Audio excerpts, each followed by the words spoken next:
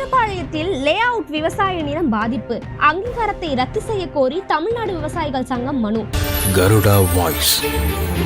கோவை சீரப்பாளையம் கிராமத்தில் பழனிசாமி என்பவர் சுமார் 5 ஏக்கர் நிலத்தில் தென்னை விவசாயம் செய்து வருகிறார். இவரது விவசாய பூமிக்கு அருகில் செந்தூர் எலை டெவலப்பர்ஸ் என்ற பெயரில் வீடுகள் கட்டி விற்பனை செய்யும் லேட் அவுட்கள் கட்டப்பட்டுள்ளது.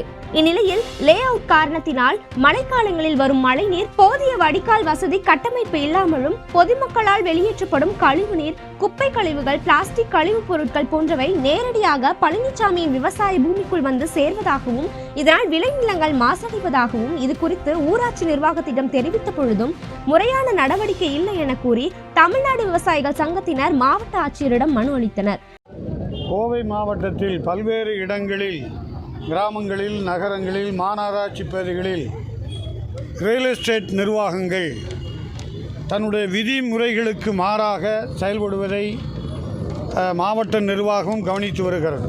மாநில அரசுக்கும் இத்தகைய தகவலை விவசாயிகள் சொல்லி வருகிறோம். கடந்த 1 வருடங்களுக்கு முன்பாக மதுக்கரை வட்டம் சீராபாளையம் பகுதியில் பழனிசாமி என்கிற விவசாயிக்கு சொந்தமான பழனிசாமி என்கிற விவசாயிக்கு சொந்தமான பூமியில் ஒரு தனியார் நிறுவனம், ரியல் எஸ்டேட் நிறுவனம், விவசாய பூமிக்கு அருகாமையிலேயே ரியல் எஸ்டேட் போடப்பட்டார். விதிமுறைகளுக்கு மாறாக அத்தகைய நிறுவனம் விவசாய பூமிக்குள்ளேயே கழிவு நீரை விடுவதும் கால்வாய் வெட்டுகிற பணியும் மேற்கொண்டு வருகிறார்கள். இது குறித்து வட்டார வளர்ச்சி அலுவலகம், ஊராட்சி அலுவலகம், மாவட்ட நிர்வாகத்திடம் அந்த விவசாயி மனு கொடுத்தார். அந்த மனுவை பெற்றுக்கொண்டு இதுவரைக்கும் உரிய நடவடிக்கை எடுக்கவில்லை.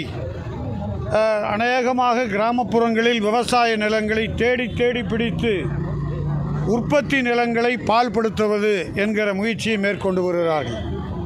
உணவு உற்பத்தியும் பாதிக்கும், விவசாயிகளுடைய வாழ்வாதாரமும் சிதைக்கப்படும். இது நம்மளுடைய கோவை மாவட்டத்தில் பல்வேறு இடங்களில், கிராமங்களில் தான் இத்தகைய அத்துமீறல்கள் நடைபெறுகிறது. ஆகவே ஊராட்சி நிர்வாகம், மாநகராட்சி நிர்வாகம் விதிமுறைகளுக்கு மாறாக ரியல் எஸ்டேட் நிறுவனங்கள் செயல்படுவதை, விதிமுறைக்குட்பட்டு செயல்படுவதை நாங்கள் யாரும் தடுக்கவில்லை. ஆனால் விதிமுறை மீறி விவசாய நிலங்களை பாதிக்கின்ற வழியில் கழிவுநீர் விடுகிற போக்கும், அதே போல தான் இப்போது உங்களை நாம் பேசிக்கொண்டிருக்கக்கூடிய இதே மாநகராட்சியில் புட்டிவிக்கி என்கிற இடத்தில் மனித மலம் கழிந்து போகக்கூடிய பெரும் நொய்யலாற்றிலே அந்த கழிவுகள் கலக்கப்படுகிறது. அதே போல தான் மேற்கிலே நம்முடைய ஈசா நிறுவனம் அங்கே இருக்கக்கூடிய இடங்களிலும் கூட கழிவுகளை விவசாய பூமிக்குள் விடுவதாகவும் செய்தி வருகிறது. அதுவும் இந்த செய்தியிலே சொல்லியாக வேண்டும். குறிப்பாக நகராட்சி கழிவுகள், ஊராட்சி கழிவுகள், மாநகராட்சி கழிவுகள் விவசாய நிலங்களுக்குள்ளும் போகிறது. அதே போல் நீர்நிலைகளிலும் இத்தகைய அத்துமீறல்கள் நடைபெறுகிறது. மேட்டுப்பாளையம் ஆறு, பவானி ஆறு, அதே போல் நொய்யலாறு, ஆழியாறு பாசன வாய்க்கால் முழுக்க இத்தகைய கழிவுகளை விடுகிற செய்தியை மிகவும் பரிதாபத்துக்குரிய நிலையில் இந்த மக்கள் வாழ்கிறார்கள். அந்த குடிநீரைத்தான் பருக வேண்டும், அந்த நீரைத்தான் விவசாயத்துக்கு பயன்படுத்த வேண்டும். நோயும் துரத்தும், அதே போல் வியாதியும் நம்மளை விடாது. மருத்துவமனை நோக்கித்தான் பொதுமக்கள் பயணிக்க வேண்டிய சூழ்நிலையை இத்தகைய நிறுவனங்கள் செய்து வருகிறது. ஆகவே தான் விதிமுறைக்கு மாறாக உள்ளாட்சி நிர்வாகம் செய்தால் தவறுதான், தனியார் நிறுவனங்கள் செய்தால் தவறுதான் என்ற அடிப்படையில் இத்தகைய நிறுவனங்களை கண்டிக்கின்ற வகையில் இதை தடை செய்ய வேண்டும். மாநில அரசாங்கம் இதை முழுமையாக கவனத்தில் எடுக்க வேண்டும். நீர்நிலைகள் எத்தகைய கழிவுகளையும் விடக்கூடாது, விவசாய நிலங்களிலும் எத்தகைய கழிவுகளையும் விடக்கூடாது என்பதுதான் விவசாயிகளுடைய கோரிக்கை.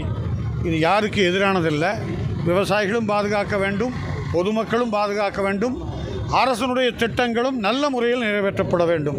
அந்த பணியை செய்வதற்கு மாவட்ட நிர்வாகத்திடம் விவசாயிகள் மனு கொடுக்க வந்திருக்கின்றோம். இந்த மனு மூலமாவது விவசாய நிலங்களில் பாதிக்கின்ற கழிவு நீர்கள், மனித கழிவுகள், சாக்கடை கழிவுகள், குப்பைகள் எல்லாம் தடுக்கப்பட வேண்டும். அதை வலியுறுத்த இத்தகைய மனுவை கொடுத்திருக்கிறோம். மேலும் லே அவுட் அமைத்த நபர்களோடு கைகோர்த்து கொண்டு சீரப்பாளையம் ஊராட்சி செயலாளர் செயல்பட்டு வருவதாக மனுவில் குறிப்பிட்ட அவர்கள் அந்த மனைப்பிரிவின் அங்கீகாரத்தை ரத்து செய்ய வேண்டும் எனவும் ரியல் எஸ்டேட் நிறுவனத்திற்கு உடந்தையாக இருந்து செயல்படும் ஊராட்சி செயலாளரின் மீது உரிய நடவடிக்கை எடுக்க வேண்டும் எனவும் கேட்டுக்கொண்டுள்ளனர். மாவட்ட ஆட்சியரிடம் மனு அளிக்க வந்த தமிழ்நாடு விவசாயிகள் சங்கத்தினர் பதாகைகளை ஏந்தி அவர்களது கோரிக்கைகளை வலியுறுத்தினர்.